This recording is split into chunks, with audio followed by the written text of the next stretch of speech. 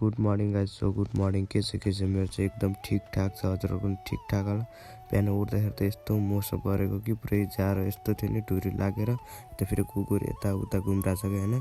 खाना खाएर अनि ब्रुस गरेर मैले चाहिँ ड्रेसहरू लगाएँ, स्कुल जानुपर्छ होइन। त्यही अब चाहिँ 4 बजे पछाडि भेटौँला। 4 बजे भनेको त यता 5 बजिसकेको छ कि होइन। आज बस छुटेर यति ढिलो भयो कि लास्टै ढिलो भयो कि गाइज। हिँड्दै आउनु पऱ्यो, त्यही भएर ढिलो भएन।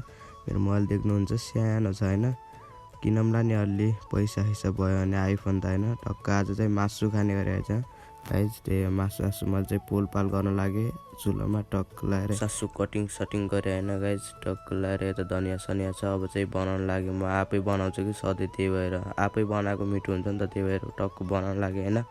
टक्क लगाएर यता पनि पाकिसक्यो, अब चाहिँ खानुपर्छ। त्यही आजको ब्लग यति नै। Thank for watching. See you next video. Bye bye guys, bye by.